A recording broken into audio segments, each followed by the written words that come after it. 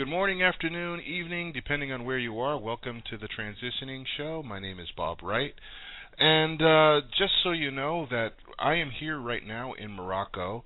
And so we are going to have a pre-recorded session for you today with Julian Wells and Chris Hale, who are going to be giving you some information about some of the energetic updates and what's going on in the higher places with our Palladian friends.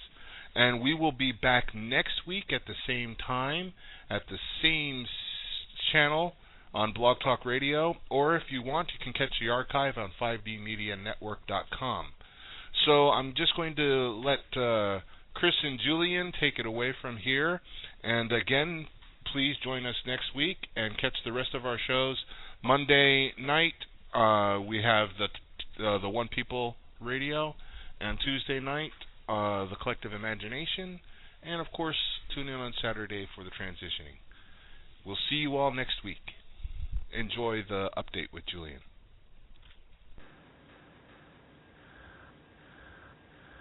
Hi everybody, it's Chris here with Julian, and time for another update.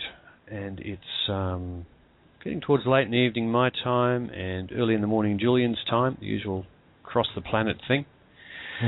So good morning, Julian. Good evening, Chris. Yes, precisely. Julian, you've got a series of questions here that have come out of the Cosmic Room. So I'll read through them to kick this discussion off. How would that be? Wonderful. Yeah. Okay. First one, from Linda Rays of Sunshine. Can you tell me when individuals are here to harvest someone else's energy for their own power?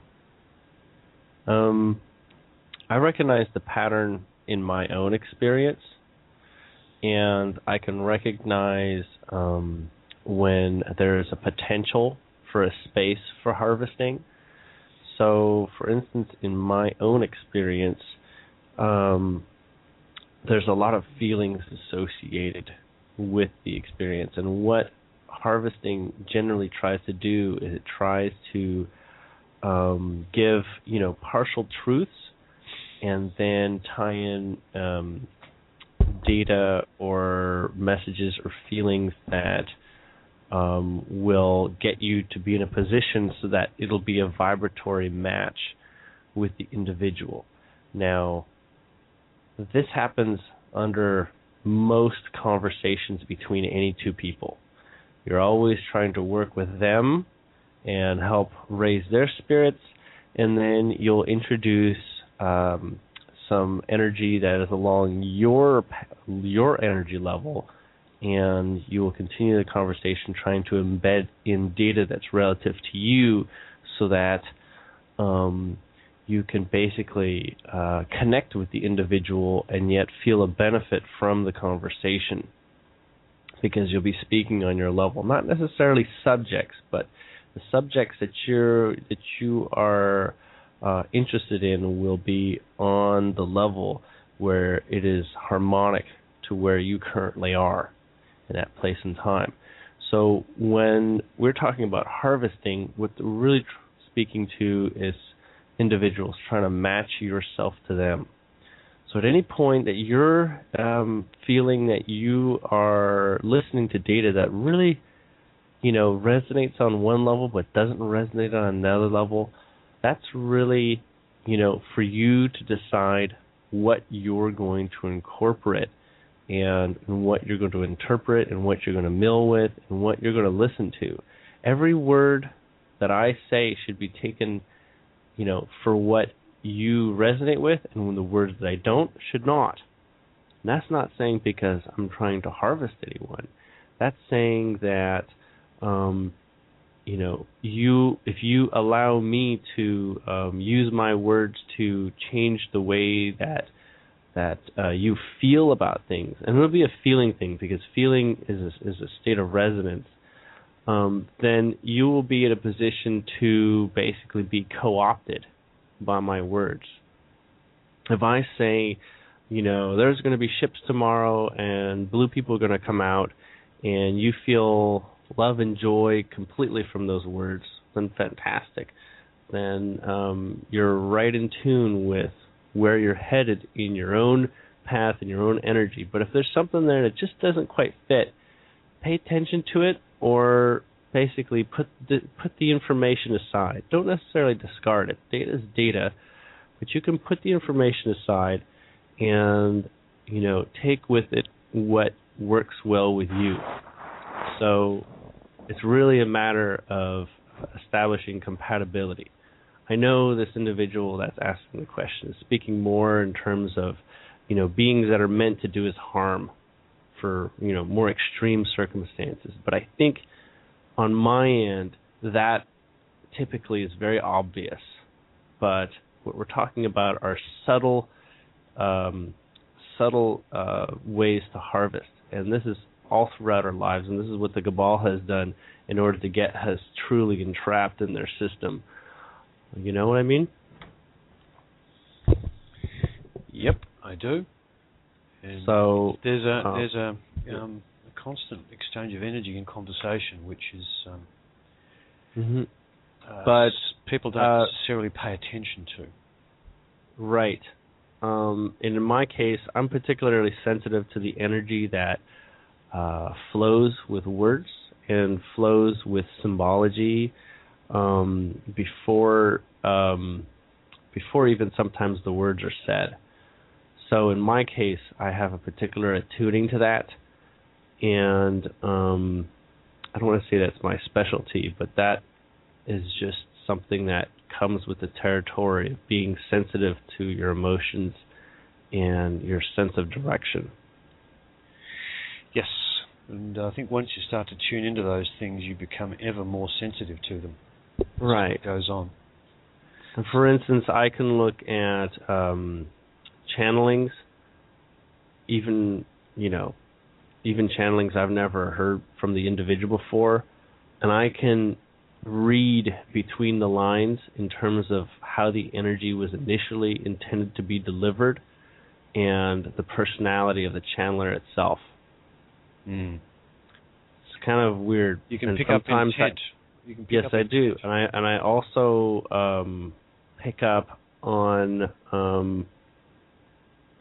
almost as if the attention of the channeling turns towards me and says, help clean this up. And so I've had a lot of concerns about wanting to do that whenever I look at channeling, and that's one of the strange reasons why I don't put my time into it, because it would take a lot of energy to go about updating channeling data.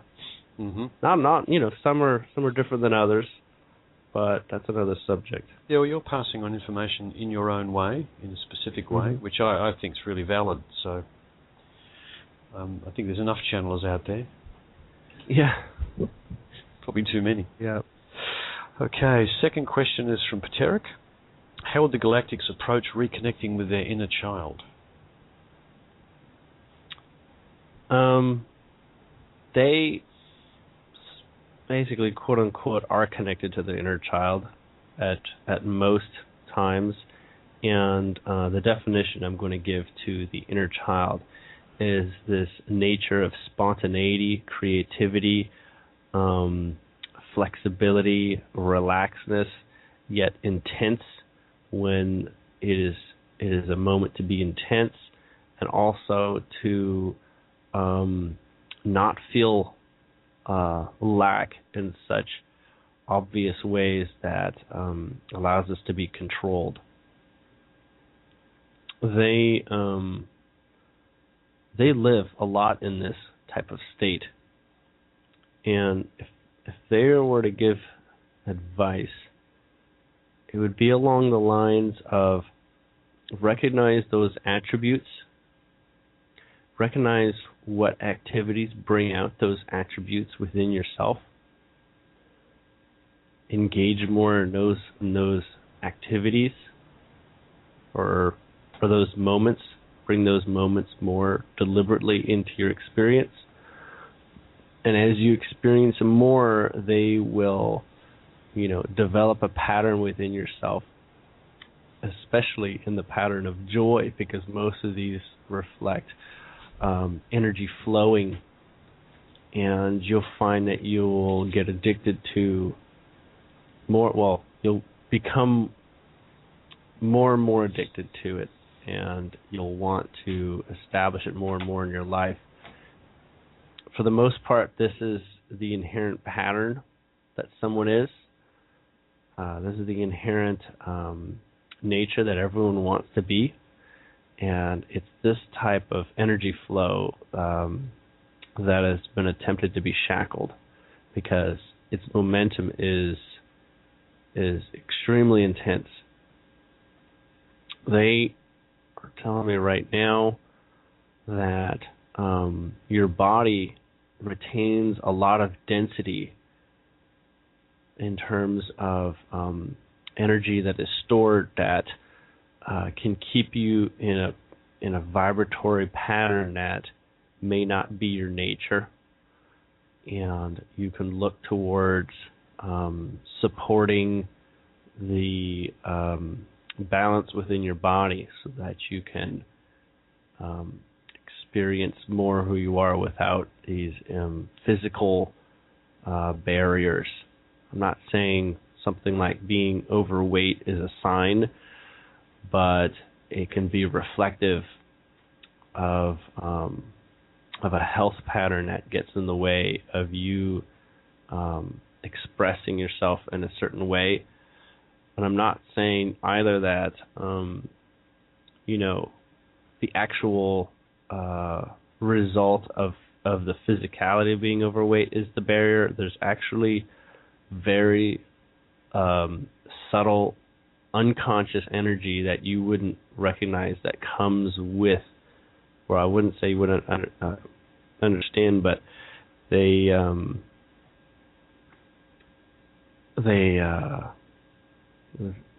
influence the psyche in ways that most people simply don't understand. I'm not saying that I understand it fully, but I do know that people who can look into auras, which I've done on occasion, can interpret blockages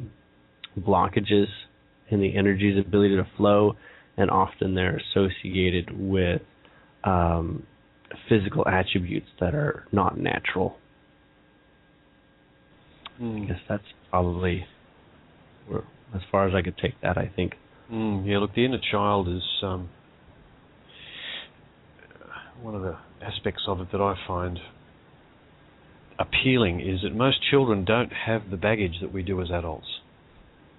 And if you can set your baggage aside, you'll find yourself far closer to thinking and feeling like you did when you were very young.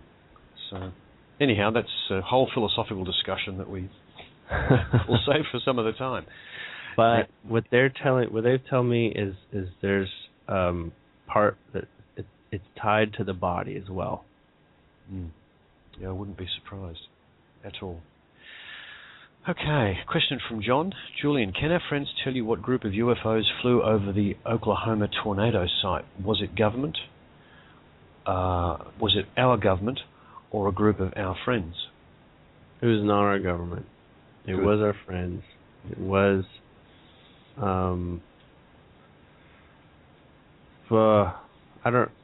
I'm hesitant to say, but I feel the influence came from Ashtar Command. Or what passes for what Ashtar Command really is. Yeah, I'd like to clear up all the confusion about the various groups that are out there, and I have a feeling that half the problem is they just don't use labels the way that we do. Yeah, and there's a significant amount of intermingling and cooperation.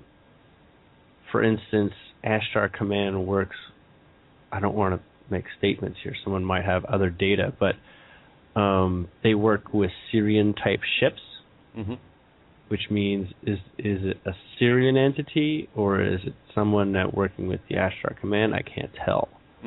Yeah. Right? Mixing I don't and know. matching. Yeah, like, is there Syrian in the Ashtar group? Maybe. There you go.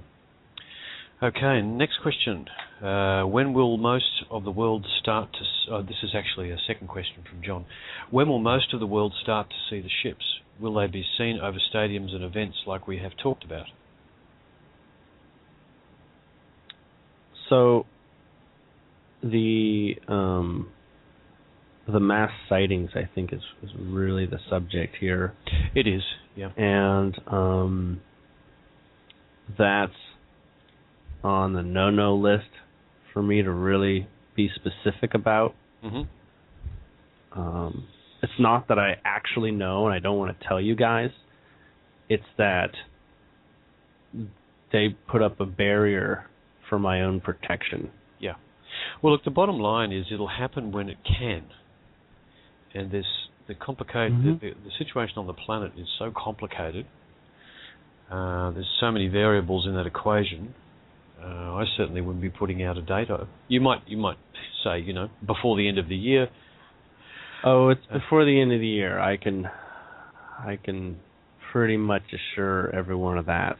Mm. I'm more interested in specifics, like is it 2 days, 2 weeks, or 2 months? Me too. But, something like that. I'm trying. But I'm still confident that we will reach a very high threshold before the end of American summer. So there you go, John. Okay, a question from Ali. This is a very specific one. He says, not sure about the spelling, but where is the planet Ashnahar? Oh, I read this one before. I have no idea. First off, it represents a vibration that I am unfamiliar with. Mm-hmm. And because of that, I don't know what vibrations go with it. Mm-hmm. When the Galactics speak, they don't have a universal English word pronunciation for things. Okay. So just the sounding of someone's name actually means something else in their language. And their language is extremely diverse. And it's like different languages call different places different things. Sometimes they don't actually, but for the most part, they have their own interpretation of that. And I'm not quite ready to be in a place to be a galactic translator or something. Might be a question you could actually ask Andrew Bartzis. Probably could be. So, if he's the galactic historian, then he might be able to discern what it is. But I think it'll always get down to have we got the name right and are we pronouncing it correctly in a meaningful way? Correct. So. Well, there's tying into the intent behind the individual for the purpose of the question being asked. And I'm just going to say I'm not that skilled.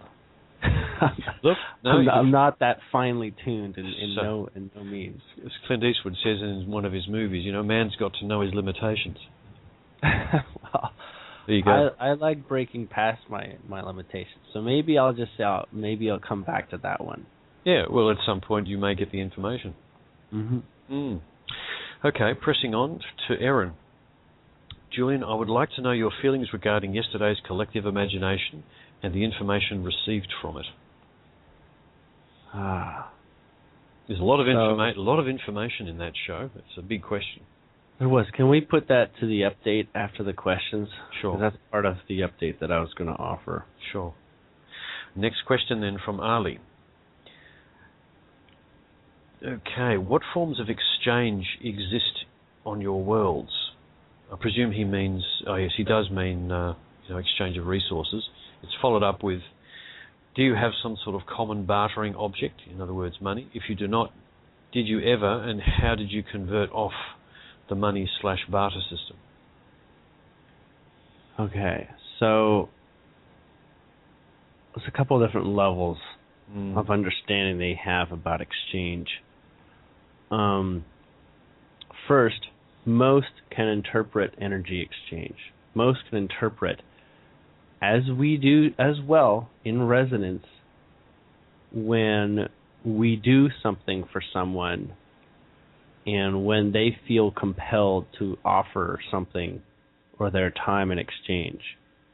Sometimes the word thank you is a big sum of money to them. Okay? So if you do something for someone and you feel resoundingly comfortable with a thank you, well, then that is sufficient. Because what that thank you does is it opens up your access to the energy that you have access to, which is infinite, within that moment of thank you, to recognize your own inner value that you cash in for yourself. But if the thank you is bland or comes with very little emotional and relative context, you may not connect with that thank you. And so you won't feel that the energy has come back around for you. Everything you project, you receive. Every action has its own reaction, but it doesn't mean that it shows up in physicality. That's what they want me to say. But regards to the everyday exchanges, they don't have everyday exchanges. They don't even have bartering. They can just know, similar to myself, when energy is paid forward and when the energy is going into a place that benefits the individual. A lot of the times you won't involve yourself into a space that is not somehow benefiting you in a grander scheme. It doesn't have to be, in the moment you're getting an immediate benefit, but if you're helping your family, say, with a chore, you know that in the long view of things, it's supporting you as well. So people tend to invest their energies in ways that they are able to recognize they can receive it. And so that's why the monetary system was established here. It was this idea that if you put money, physical money into something, you will reap the rewards in a way more directly that you can recognize. Like, say, I have corn and you have milk, but I'm not interested in milk, so I'll trade with this guy over here for flour, and then that guy with the flour will make the exchange with the milk, and then we'll use money as a universal system. The universal system is energy in itself, is what I'm telling you. The money is a limited scope of recognizing where the energy is being played. For me, what I've recognized and what I've developed is an understanding that I wish to know where all my energy is placed. I wish to know in every moment who I'm interacting with. I wish to be deliberate about every action that I take and every place that I place my attention, because my energy is valuable, not in the sense that I can't continue drawing value and energy from myself, but that I don't want to put energy that may not have a resonance with someone else when they receive it. So say I put out a $50 bill that I created. Say I manifested it. That dollar bill is a piece of me. And as that goes out and is working with individuals that I am unfamiliar with, they are playing with a piece of me. And that is not yet comfortable for myself to do. In the same way, these galactics are very deliberate about their actions and their direction, because their energy typically will go out, and what they can do is they can follow up on every moment that energy that they've invested carries on into other people's actions, and how that energy, it's almost like a physical substance, like a physical dollar bill. You can follow its life. And what that does is that connects you to all sorts of things. And sometimes those all sorts of things are things that you don't want to be involved with. What if you find out that $50 bill gets used for like drug money or something? Right? So the other part of that I was gonna answer was their society does make exchanges between other societies. Say, for instance, they will have like one society might have a ship technology or an actual ship, and the other group might actually request to use it, and that's a significant contribution, you might say, to the first group, and there'll be a certain expectancy of what their intentions are going to be with the use of the ship. So what they'll find is that the person who is borrowing or retaining the ship would be limited in their use of the ship to whatever functions support the interests of the society that is doing the offering. Does that make sense? Yep, it does. So there's sort of like, don't use this in the wrong way, something like that. So, yeah, the whole idea of having that kind of really sophisticated, energetic, only bartering system, I think, is really made practical and possible in a society which is heavily connected telepathically. Yes. So also telepathically, there's very little. Well, there is, but there's very little illusion between people. Because in a moment's notice, you can resonate directly with the source of the person's intent. Most of the time, people don't go so far. They just allow the surface information. But when your relationship lasts not just moments, but centuries, there's very little that you don't understand the subtlety of. Kind of like when you live with someone and you have a relationship with that person over the long period of time, you get to know them pretty well, pretty fine-tuned like. The reality of it is, in our density that we exist in right now, we are the most cut off from each other. We're the most unawares of each other. And we're becoming more and more masters of understanding what is really going on in every day and every experience we have. So when we go to a place that can be considered a little lighter in density, we'll be tremendously aware of the subtleties. And we actually are. We're just being constantly told that we aren't.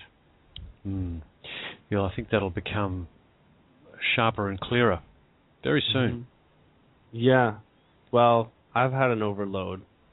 Yeah. And it's really slapped me around a little bit. Just the realization of what information and data is actually available. And I've had to cope with the contrast of what I have access to recognize and what was previously established, if that makes sense. And, sometimes I have to keep myself from crying. And sometimes I don't keep myself from crying. I know that the crying is useful in some cases. But that's also a reason why I don't like to do a lot of personal work with other individuals, because the attunement is so acute to that individual, and I'm not necessarily as gifted with my skills to be so aware of myself and what sort of boundaries I'm willing to do, that I easily cry when I work with other people's energies that bother me. Mm. So it's a troubling experience for me in to do personal one-on-ones, but I'll get there one day. I don't think it'll be too long off, and I may work more with direct individuals on their specific needs. Mm. Yep. Now look, there's so many lessons for everybody to learn. Yeah, it's not. There's no ending to it. No. You can always grow. Yeah. Yep. Grow into things. That's the best way to do it. Because you've been, the journey you've been on has taken you 18 months. Yeah. It's not like it really just started in January. I mean, some people start to become aware of you in January, but you've been on a journey for a long time. So. Yeah, that's true. And I do owe Michael and Peter's offering to really offering a lot of rapidness to it. Mm. They really cut to the chase, which I like. Yeah, it's very intense. Very intense, which is a good thing. Okay, so it sounds. That was the second last question. Okay. Last question's from Chase. Have you met many different varieties of cosmic people? And I think he means met energetically. So I think we're all aware you haven't met them physically as yet. And are some like military officials and others more like Zen Buddhists? It's gonna sound out there, but the diversity they have and that I've met is more than the diversity we have on the planet. Mm. And so it gets a little bit confusing as to what my alignment should be in every moment. Say, when you walk up to a military official, you have a certain approach when approaching these individuals. When you approach someone like the Dalai Lama, you have an approach to how you'll conduct and what sort of interactions that you have with that individual. And I end up being kind of ping-ponged around a bit more than I'm comfortable with nowadays when I go poking my head into places that are new to me. So they're awfully patient because they do recognize the innocence of my being like a child walking onto the bridge of the Starship Enterprise. I remember that incident, yes. Yeah, that is, they do have patience for me. And so for the most part, yeah, I've seen some really out there stuff that I'm not even sure, I should even believe myself. But I've learned to just take data as it comes and the way it is, and understand that it has its place if I take the time to dig into it. When it comes to the varieties of cosmic people, there are 4 major groups that I've had energetic connections with, but for the most part I stick with the Pleiadians because I've recently been made very clear and bluntly that I am of Pleiadian lineage, and I'm most comfortable with them. With the energetic patterns of them? With the energetic source that they derive from. So, sort of like each river has its own flow and current and underbody structure that establishes its speed, what types of bends it takes, how it works with the environment and its surroundings, and what boundaries that it offers itself for its own definition. They represent the closest thing to that. And so I, quote-unquote, could get along with them best. I may be in a slight position of judgment when it comes to the other groups, but I incorporate the Pleiadian energy really well within me. And you also have commented that the Andromedans are more business-like than the Pleiadians, which I think they are. They are more down to business than I'm willing to be. And I respect the place that they take to be, to take things at a serious level and deliberate level, because it's a degree of responsibility that I'm not quite willing to encompass on such a scale that they're comfortable with. So it's very, I don't want to say very, I'll say it is very similar to the military's approach to taking things seriously as if it is some kind of life or death. And that's not what I'm saying it is. But they have a high degree for people's experience. They have a high degree of respect for people's experiences. And they will wish to treat everyone in the way that they asked to be treated to themselves. So they really want people to enjoy their own nature specifically, and they will guard it for others, and they will support that development for the other. They are very organized. Organized is an understatement. But there's certain patterns that come with a high level of organization, and they hold that. I'm probably considered much more whimsical, and Pleiadians considered much more whimsical as a whole. But to some degrees, the Pleiadians may be seen as more creative in some facets. Yeah. The Sirians are another group that I'm familiar with. I really like them. I think probably Sirians and Pleiadians could be very best friends, if not almost the same race. And the Arcturians are the other ones that have a high degree of presence here. There is also the Lemurians, who have a presence on the planet physically, and I've not had too much contact with them. They are, well, I don't say I couldn't, but they are particularly guarded about their data relative to me. Even me knowing where one is positioned on the surface of our planet screws things up from my point of awareness. That's interesting. So. Yep. Oh well, we'll have to. I mean, it's an environment for us to explore for certain. Yeah, it is. But obviously within the limitations that have been set due to the circumstances. I mean, when things open up, when things are more resolved, I've no doubt that there'll be a lot more information forthcoming. Probably. The proverbial fire hose. And some people will be like, screw the new technology. They may have to offer, I want to go visit their places. So they have a high expectancy of that.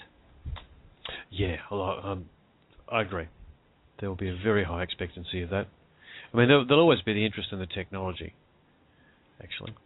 There'll also be a huge interest in, who are these people, and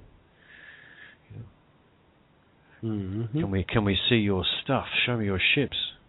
Yeah, I think that's just around the corner. Well, that's quite literally. And if I get too excited, I'll get lost in the specifics of that desire that I have, and I'll lose focus. So they started doing that, and they saw how I reacted, and they pulled back a bit. Yeah, it's too engaging. Yeah, too much fun out there. So I guess the answer to Chase's question is, the first one: have you met many different varieties? It sounds like about 5. And are some like military officials and others more like Zen Buddhists to a degree? Yes, they are. Both. And it's funny when you find a military official like that is a Zen Buddhist type at the same time. You didn't think they could be the same, but they're very the description of the Andromedans. It's like unbelievably calm under pressure. So, anyhow. Okay, so on to the update. Now, you indicated you had something you were sort of wanting to say. Well, so the collective imagination's energy was this sense that there was some loose ends to be tied up that were getting tied up, like wrapping the bow on a present or something. And yet, the potential for opening the present had still not occurred, right? But it completes more and more the image we have of our expectancy. And as a collective, a lot of people got a lot of benefit yesterday from several questions being answered, and yet there are still those who are not entirely in the flow of things and want more specific details. I think that's going to continue. I think there's always going to be that. It's the same range of satisfactions through to somewhat frustration. Some people want absolute clarity. They want dates and times and whatever. And it's the same with asking, when are the ETs going to turn up, or what are they going to do? There are answers and details that just are not available yet. And the more you set expectations by talking about specifics, the easier it is to make them really unhappy, because things like releasing software is just fraught with all sorts of issues, and it's just a really complicated situation. Well, I think there's still many people that are looking at IUV as a system, right? An organized arrangement. And I'm going to be really blunt. I don't think many people are going to recognize it. I think people within this group have the highest opportunity to recognize its potential. And it'll be up to us to distribute that understanding. It's like we haven't even started that, really. We haven't started showing people what the IUV is capable of. And really, it's an opening of what we are capable of as people. So to get this idea that the IUV is just going to magically transform things is way, way below what people are beginning to expect of it. I'm just going to share that. So there's this idea that it is money on day one or something, that is a rub two coins together sort of thing. And, well, how quickly do you recognize your impact in the scheme of things so that you can actually evaluate yourself in such a way that you can establish within another an expected return on your investment, right? It's not that simple, and I'm not trying to put anyone down, but there are steps still to experience and to learn, and I think some people are going to need some helping hands from those that are getting it, and we're just beginning. It's just getting to the next level, and the next level is like going to a whole other grade level in school. It takes what you've learned and it takes you to the next space. And the next space is, built upon the last. So fundamentally, many people will recognize exactly where it goes and exactly how it works, and it'll click immediately. But those that are in a rock and a hard space might take a little longer to see the value within the trees. Specifically to the software, I feel I don't even know if I should speak to it, but I will just because I've already brought it up. It's really a prototype to a really bigger way of taking humanity via a medium of software. I actually fully expect it to be replaced by better software.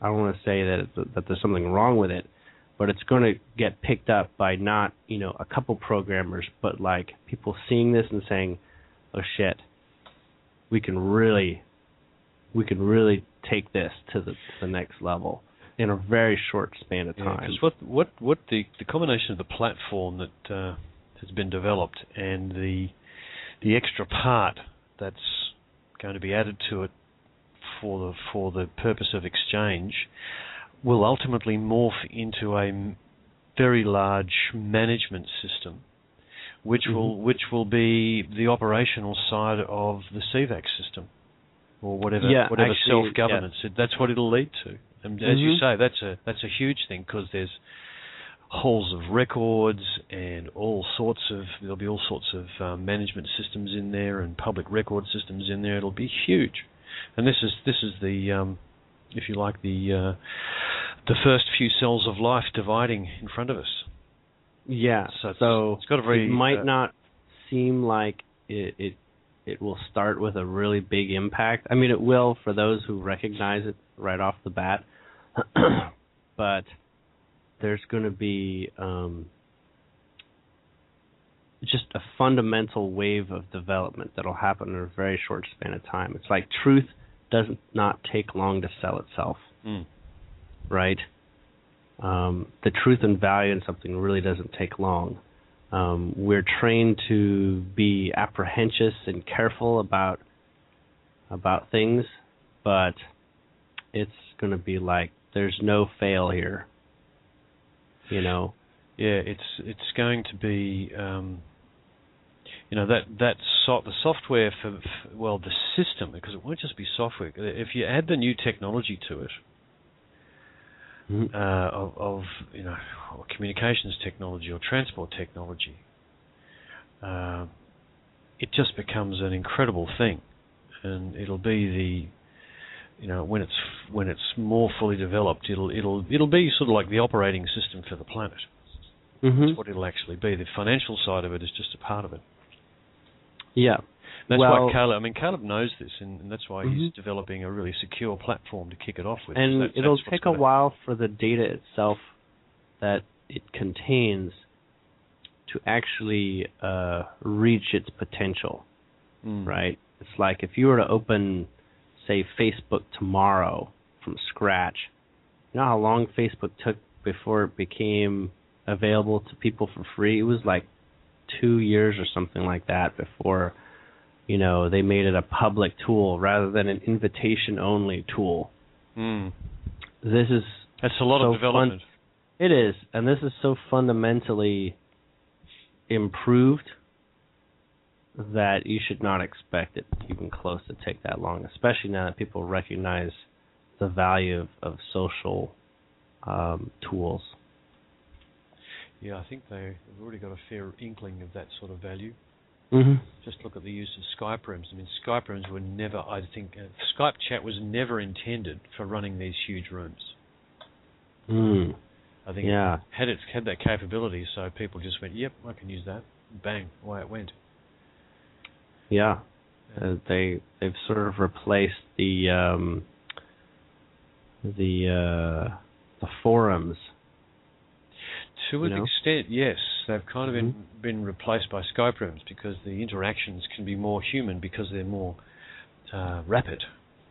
And there's a few more emoticons in there for doing, for adding a bit of emotional flavour to the communication, which is actually very important.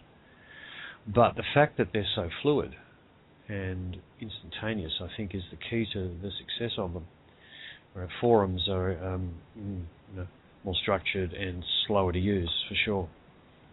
Interesting concept. But yeah, look, everyone's going to have different levels of expectation about what the IUV looks like when it first comes out, and my view is you just have to wait and expect it to be another learning experience, really. Yeah. From my point of view, I'm learning every day. Mm. I'm having experiences every day that are foundational to the day that follows it. Mm-hmm. So I don't know where I'm going to be, 3 days from now. The things that I have scheduled for myself 3 days from now is based on other people's timelines. Mm-hmm. So I'm fitting in with other people's timelines. Actually, I do know what's happening 3 days from now, which would be the day that I have my show. I'm actually going to announce it's going to be canceled this week. I do have some family engagements that are going to take my time this coming Saturday.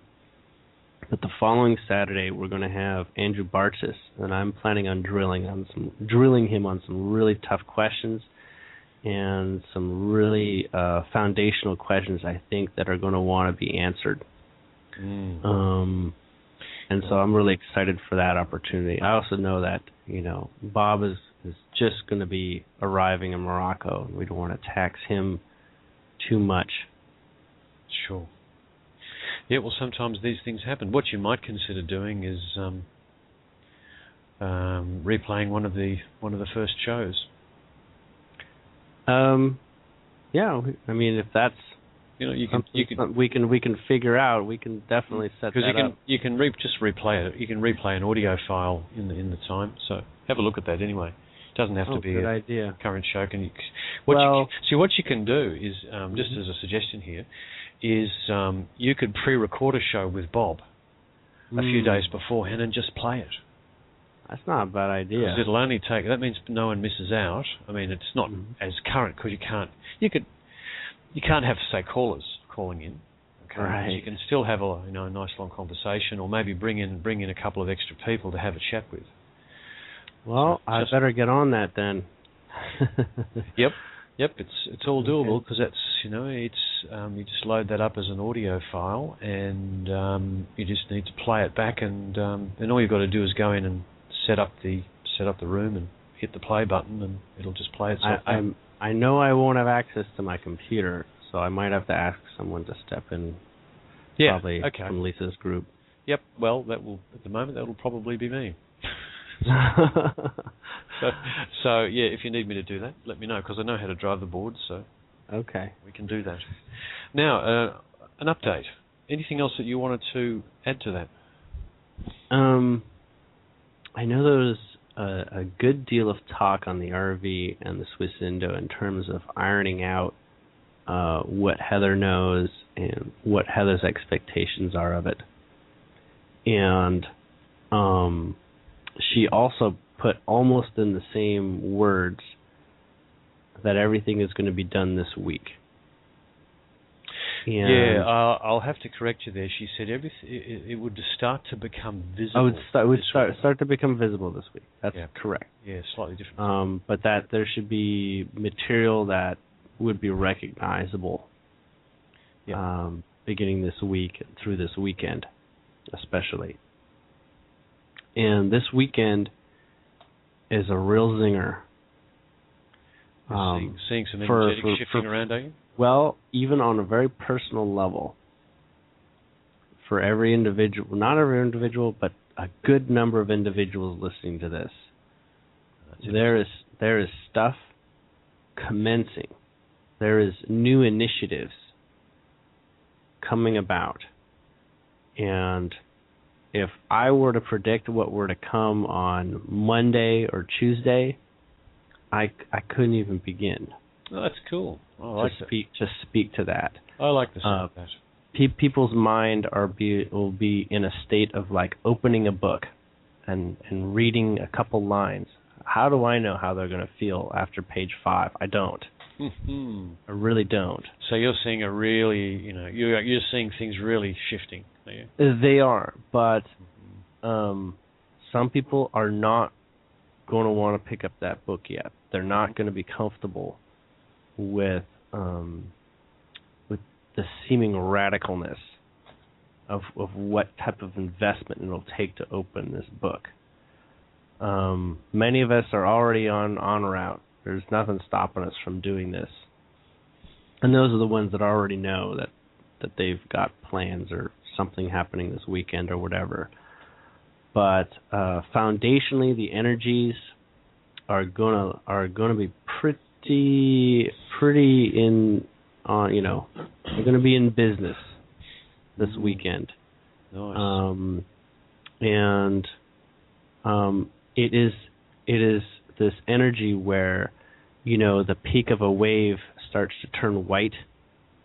Mm-hmm. There's a transformation where that white is the definition of giving to doing. Mm-hmm. There is a doing that everyone will begin, at least with the group that are mostly listening to me, will immediately recognize. Somehow you may have a conversation with someone that is foundational.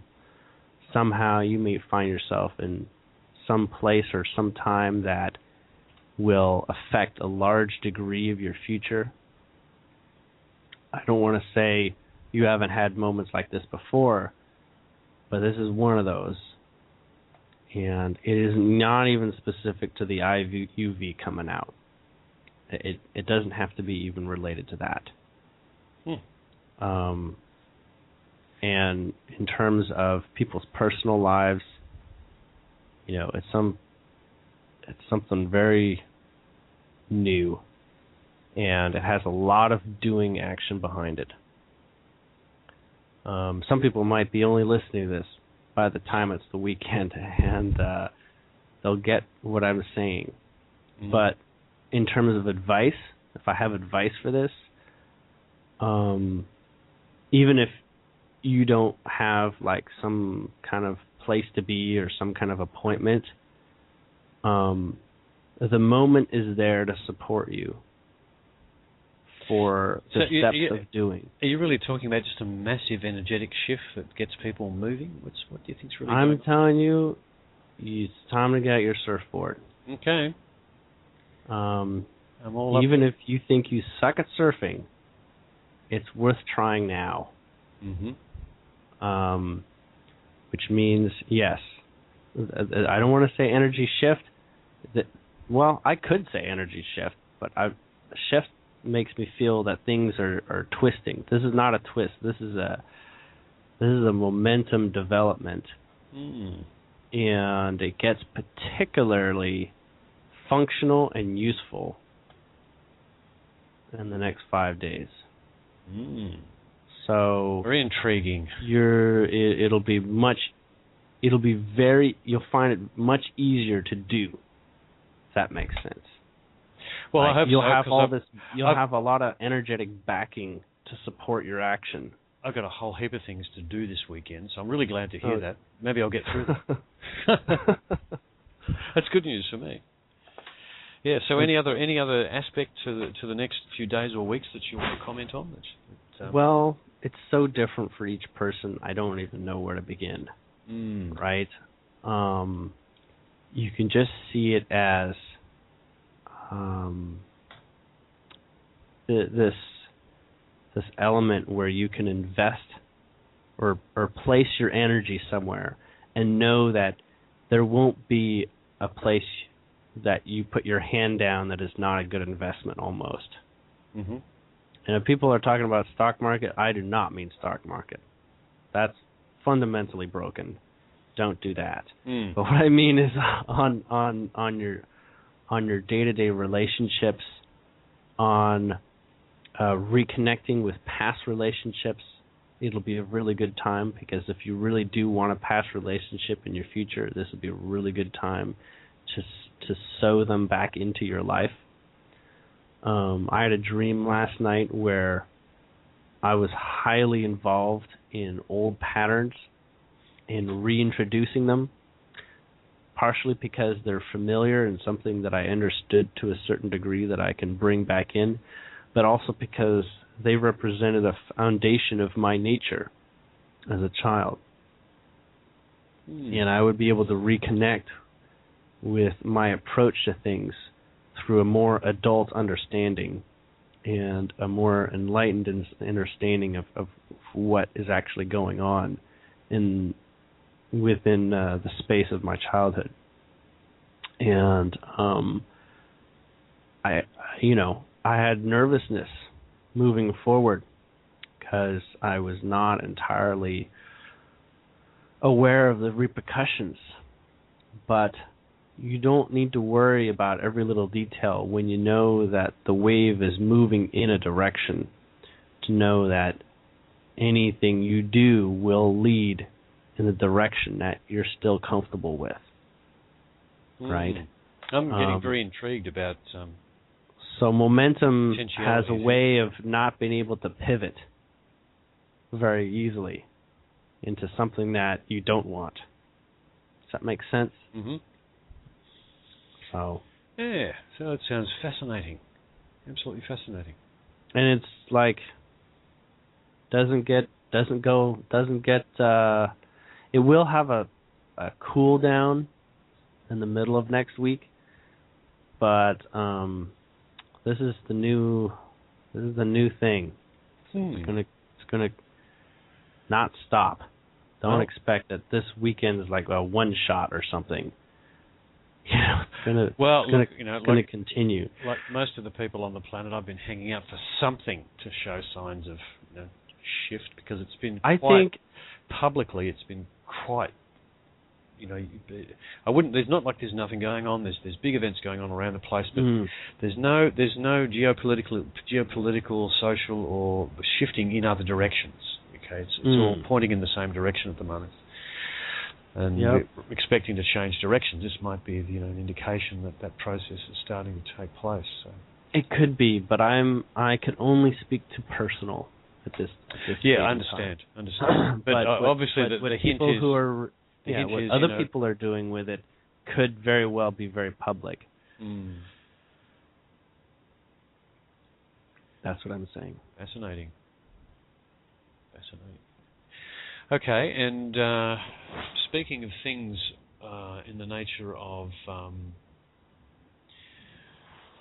I guess, Swissindo and organisations that hover in the background and potentially, at least in the past, have been significant players in the financial industry. Anything you're sensing, any movement on that regard? Because the Swissindo documentation's been around for a couple of months now, and it is. It doesn't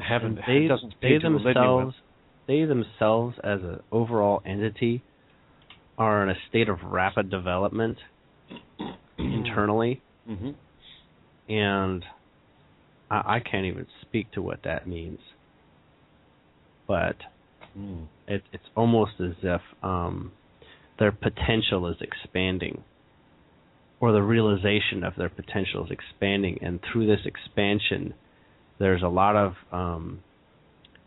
cleaning up of the dusty hallways sort of feel, right? Yep. When something has not been in a state of being active, there's a lot of development that goes on there to actually be structurally sound going forward.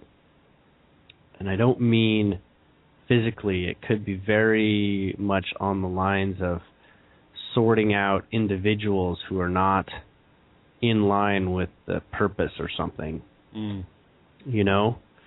Doesn't mean that they get kicked out or something. It could be just they need to line up with a greater sense of the reality, because some people might have been in positions where the reality was, developed their entire lifetime, only to find out now that it's not going to be the way they thought it was. Does that make sense? Indeed, everything's shifting all over the place. Well, on my kind of list of update things, we've talked quite a lot about the ETs. Is there anything else to talk about information coming from them about, I guess, any aspect on their activities, or have we covered enough that you can get access to, sort or of like yeah. Now, one of the other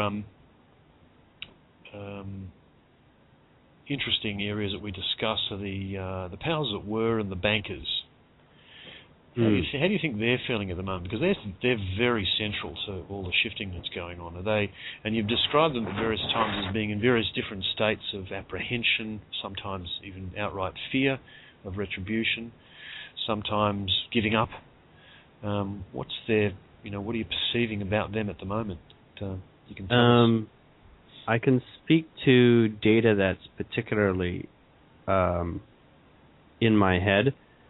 The bank managers, at the level of a bank manager, they are in sort of a tight spot with regards to the action that they feel that they should take. This kind of like, not even, and it's weird because it's like they know something even if they haven't received like a notice or a flyer, right? Mm-hmm. They know something is terribly wrong, and they're really sweating things out, right? They're really going through a process, whether it's the economy in general, or that they have data that is influencing their comfort. But this has been going on for a little while now, and as a whole, and that's a very large whole, so it's not, very precise at the same time. They're probably going to do something. They're probably going to start using their voice to relieve themselves of this tension, and that's typically done by steering the information up the chain. Yes, I would have guessed at that. But this is, this energy right here is somehow the one that I need to speak to, not the ones that are higher up. Mm-hmm. Well, they're a very important part of it because they're the interface to the public, and right. They are kind of pivotal in people's perceptions of banks, because for a lot of people that's about as high as they ever get contact with is the bank manager. Yeah, it's almost like they didn't know what being a bank manager really was until now. That's a fairly serious statement to make, actually. It's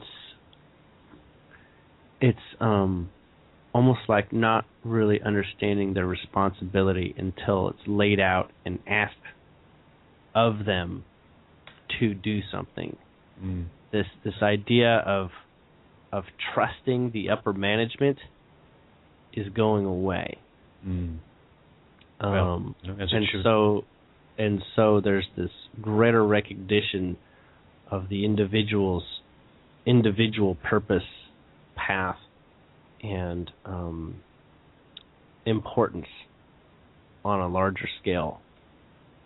And this is happening at many different levels. That's why it sounds so vague. I think I can maybe give some examples. There are some individuals who are in a position that want to quit, and it's not because, they're hopeless. It's just that they feel they can't do their job. Not in a way that they couldn't do their job, that they don't know how to do their job, but they're not being allowed to do their job, right? And a lot of people on a very 3D level, are asking them questions about the economy, and they don't know. And when they find out some data, all of it's disturbing. There's nothing. They're gaining no comfort from any quarter, from any side. Here's a question for you. Does any of this relate to, the courtesy notices and the UCC stuff that's been introduced? Like I was kind of saying before, both. The ones that are getting them and the ones that aren't. It's like they're affecting each other without even knowing. That makes sense. Yeah, yep. Well, there's this 100th monkey syndrome. Well, the squeeze is in their department right now. The most of the squeeze is in that department. Head of banks. So, I wish I understood how they worked a little better physically. I might have more details to share. Well, as far as one of the things that's been going on is that we've been encouraging people to take information directly into the branch and give it to the manager. So that's happened, and it has and has gone past that point into the management that leaves a specific branch. Mm-hmm. But I'm talking about way more people that have not received a courtesy notice. Mm-hmm. That makes sense. Because do you think it's the discussions around the water cooler throughout the company that are starting to... There's some of that, and there's some 100th monkey where one monkey doesn't even get the memo from the monkey standing next to him. Just somehow he's getting it. Mm-hmm. Yep. He's getting it. There's something they need to do. Yeah, right? well, you know, see, one of the aspects of this whole struggle to get information into the system is that those people inside the system are us too. They are people, and they have their own families, and they have their own mortgages. You know, they have all of the same issues that we do. You know, the only difference between them and us is that they're working for the source of the problem, and you know, although they've got mortgages, they get a few % break on the interest rate, but they've still got mortgages. Yeah, I almost want to go in and comfort them. Actually, I don't want to go in and comfort them. I want to go in there and explain things the way they are, so that they can have some understanding of the energies that they're faced with. If that makes sense. Yes, it does. And I might even see if I can. Well, physically go in and take a flyer, a lot like Chase did. Or, excuse me. No, it was Chase Binney. Like Jake Ducey. No, Chase Binney did some work. Not with... no, he was... I think he did one bank manager, and he did the state attorney general. Right. So I would have a conversation. Now, obviously, I'm not some kind of expert on this. Sure, I've been around, but I have a terrible memory. I'm going to tell you that. I'm screwed. I must live in the present. But I'm, willing to go see a person as a person, not as a bank manager, but as a person. Well, in fact, that's actually what you're doing when you go in, because if we take the specifics of the environment that the UCC filings created, is that if everything is reduced to absolute, the bank isn't really there. You're actually just going to see another person. So it's actually exactly the right approach to take, is that one. Yeah. Well, that might have something to do with my personal plans this weekend. I'm seeing family, and it's time to tell them. And I feel very, very good about that. At least I think it'll go well. Yeah. Well, all you can do is put it out there in a positive way and pass the information on. And look, the other group that are of interest to the military, whether there's any kind of movement in their energetics you're sensing. I wish I could see a little better in there, but I also don't understand the military complex that well. I want to do so much more for what I know is going on, in terms of I just know stuff is going on. I can't be more specific than that, so it kind of sucks. It makes me want to develop my skills at this point. But I'm also have a much higher degree of trust. I've never had this kind of trust with regards to what's going on there. I mean, I should have perhaps had trust. Trust that they're going to do the right thing? Is that a way of expressing I have a lot of trust for the momentum that's going on. And as much as I would, be comfortable speaking to a locker room conversation and being in a locker room and sharing my data and where I come from there, I don't tie into their personalities very well. I'm not, I don't click with their approach to data and information, I don't think, as well as they do with each other. So they know their friends, they know how they receive that information and how they treat it. So they speak very well to the subjects at hand that matter to them the most. And those conversations, I don't have a high degree of understanding without really trying to sort it out and figure that out. So the specifics of their conversations are, I don't want to say they're off limits to me, but they reflect patterns that I'm not entirely, comfortable trying to interpret in this moment in time. That's like when you have access to telepathic communications and whatnot, there is consensus currents behind the subjects, right? Mm-hmm. And even if it's a really strong consensus current, it doesn't mean you understand it. And so it's not like the information is being presented to me.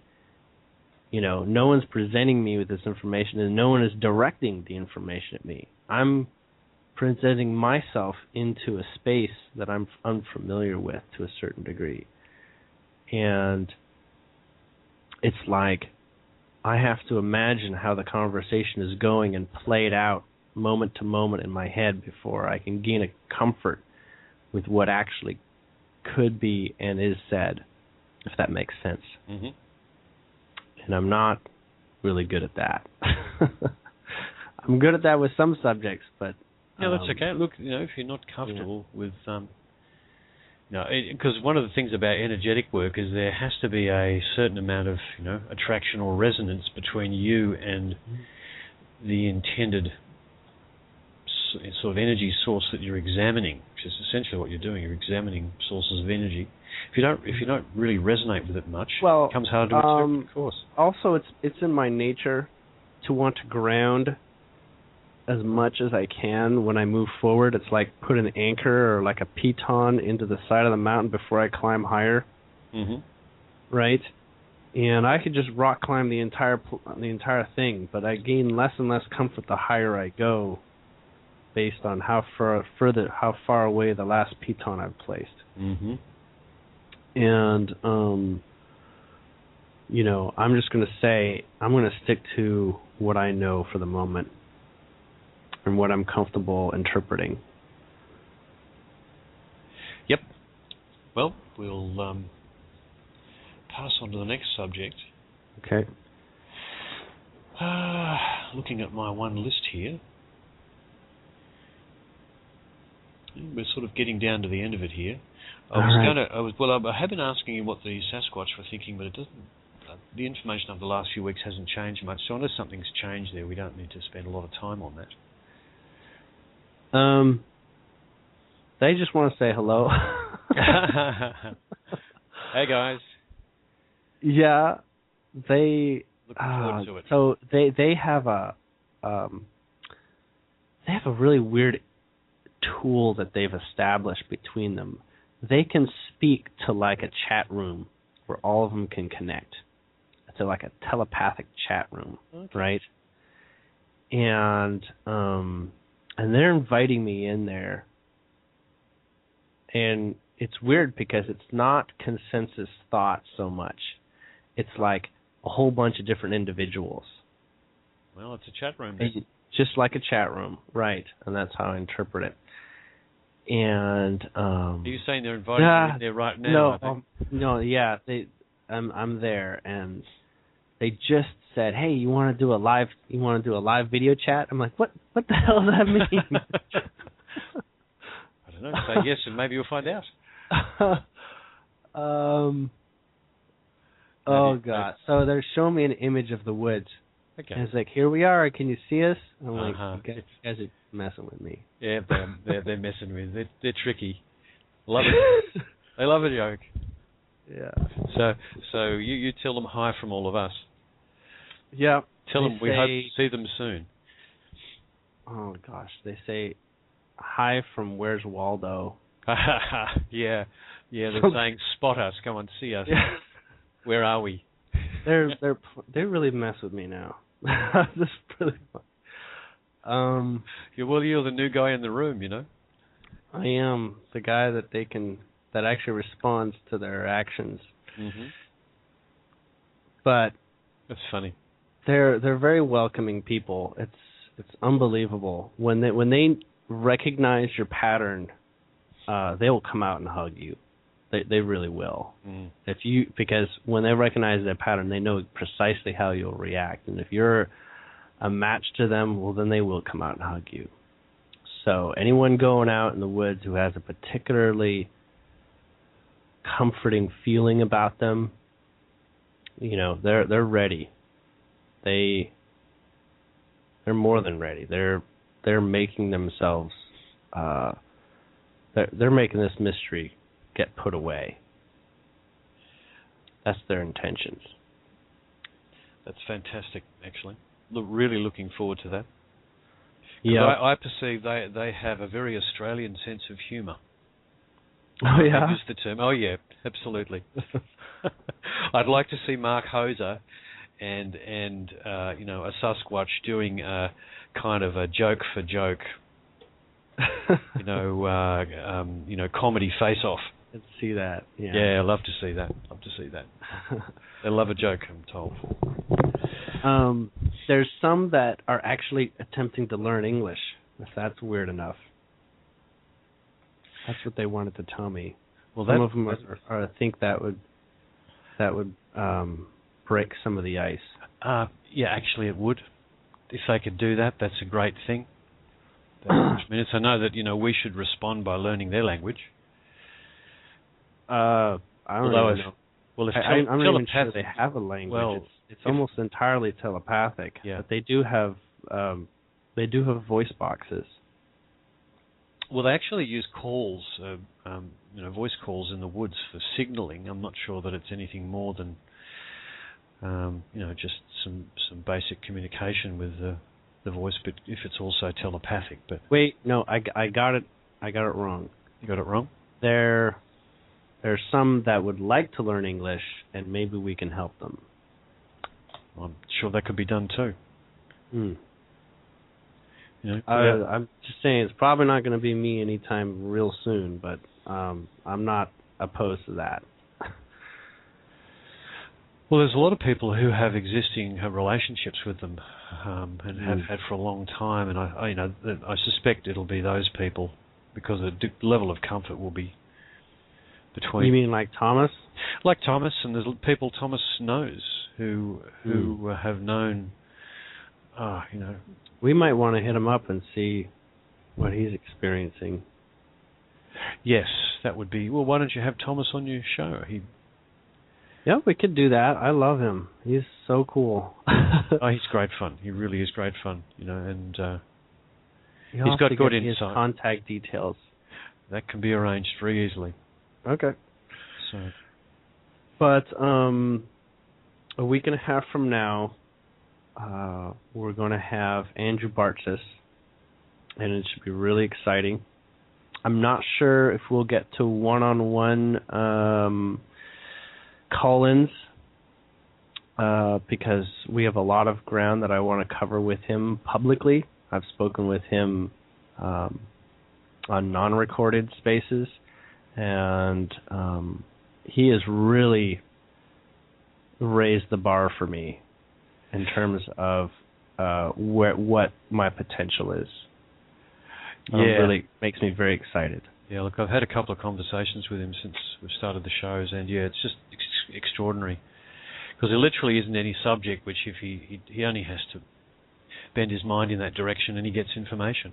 And it's usually... It's a little bit what I do, but he gives me the grounded support in knowing now. Like, he's my piton, if that makes sense. Yep, it does. Because just to see someone doing it, it's if people have watched a lot of jugglers on TV, but if you're right next to one watching them, there's so much more that you get out of it. I can see that. Yeah. So anyhow, I think we've got a pretty good sized recording this time. Yes. It's well. And I'm pretty sure we'll talk to updates perhaps around the time of the shows next week as regards to what's been occurring over the weekend. Great stuff. Okay, we'll end it here and say good night and good morning to everybody, and we'll see you next time. Good day, everyone.